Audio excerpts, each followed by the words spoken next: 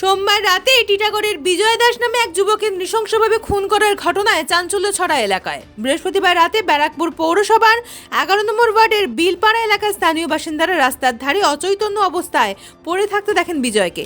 তারপরেই তাকে ঘরে পৌঁছে দেওয়া হয়। আজ সকালে খবর পেয়ে টিটাগড় থানা পুলিশ বিজয়ের বাড়িতে পৌঁছালে তাকে উদ্ধার করে হাসপাতালে পাঠালে চিকিৎসকরা মৃত বলে ঘোষণা করে। ডিসি সেন্ট্রাল জানান, ময়নাতদন্তের রিপোর্ট আসলেই আসল তথ্য সামনে আসবে। যদিও পিটিয়ে খুনের বিষয়ে এখনই মুখ খুলতে নারাজ পুলিশ কর্তা। সব দিক তদন্ত করে দেখছে টিটাগড় থানার পুলিশ। প্রাথমিক তদন্তে পুলিশ জানতে পারে ওই রাতে বিজয় দাস ও সুমন বিশ্বাস নামে এক যুবক একসঙ্গে মদ্যপানের আসরে বসেছিল। সেখানেই দুজনের মধ্যে বচসা বাঁধে। এরপরই সুমন একটা ইঁট দিয়ে বিজয়কে মাথায় আঘাত করে খুন করে পালিয়ে যায়। ঘটনার পর থেকে পলাতক অভিযুক্ত সুমন।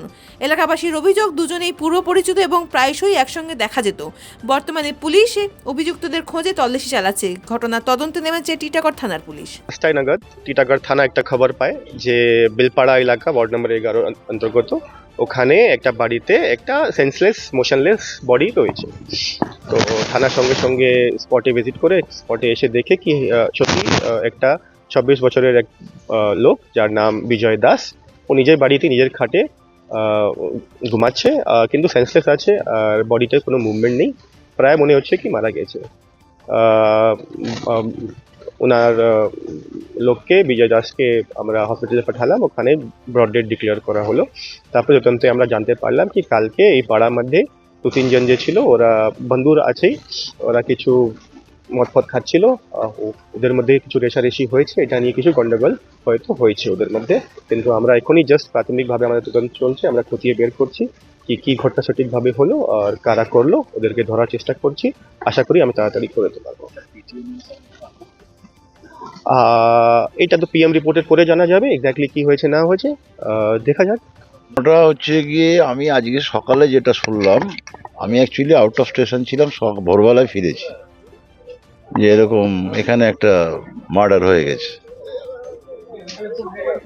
তো যার বিরুদ্ধে অভিযোগ এবং যে ছেলেটি মার্ডার হয়েছে প্রত্যেকেই বন্ধু সমতুল্য, 25 থেকে 27-এর মধ্যে বয়স হবে। তো এরা বোধহয় গতকালকে 1 জানুয়ারি ছিল, মানে আনন্দ ফানন্দ নেশা ভাঙ এসব করতে পারে।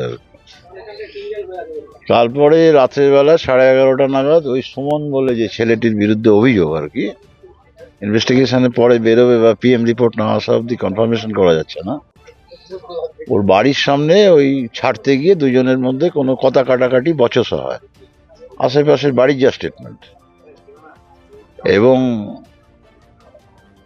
ওখান থেকে একটা পাঁচিলের থেকে একটা ইট দিয়ে বোধহয় ওর মাথায় আঘাত করে, এবং ওর বাড়ির থেকে এর বাড়ির ডিস্টেন্স মোটামুটি 60 থেকে 70 ফিট আর কি। বাড়িতে এবং রাস্তায় স্ক্যাটারডি ব্লাড ক্লট হয় আর কি, বাড়িতেও হয়েছে, ওখানেও স্পটেও হয়েছে।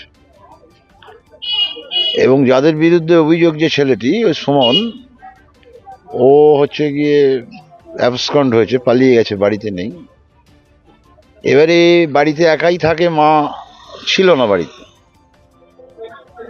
এবারে ন্যাচারালি কেউ না থাকার জন্যেও হয়তো শুয়ে পড়েছে, মানে যেহেতু করেছিল, ড্রিঙ্ক করেছিল। সকালবেলা যখন ওকে এসে ডাকাডাকি করে তখন ও আর সাড়া দিচ্ছে না। সাড়া না দেওয়াতে আশেপাশের লোকজনকে ডাকে, প্রতিবেশীদের, তারাও যায়, সাড়া দেয় না। তখন থানাতে একটা কমপ্লেন জানায় এবং থানা থেকে আইসি এসছিল, ডিসিপি এসছিল, এসিপি সাহেব এসছিল।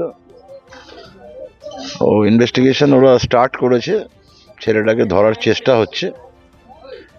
এক হচ্ছে যতক্ষণ না ধরা হচ্ছে এবং যতক্ষণ না পিএম রিপোর্ট হচ্ছে, মানে কজ অফ ডেথটা ক্লিয়ার হচ্ছে না, ইট উইল টেক টাইম, সময় লাগবে হয়তো 2-1 দিন, 2-4 দিন। তবে আমাদের ওয়ার্ডে এই ধরনের ঘটনা কখনোই ঘটেনি, এখানে শান্তিপ্রিয় লোক সব থাকে, যার ফলেতে আমরাও মানে হতভম্ব হয়ে গেছি আর কি, যে এত পিসফুল এরিয়াতে এরকম ধরনের একটা ঘটনা ঘটে গেল। কিন্তু আনন্দের বহিঃপ্রকাশ এইভাবে কোনো বিশেষ দিনে, এটা খুব দুর্ভাগ্যজনক এবং এটা কাম্য নয়।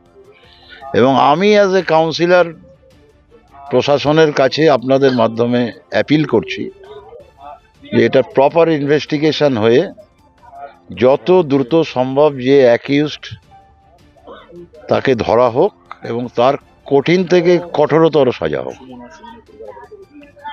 ট্রেস করতে পারছে না, পুলিশ চেষ্টা করেছে, ফোন মোবাইলে চেষ্টা করছে ধরার।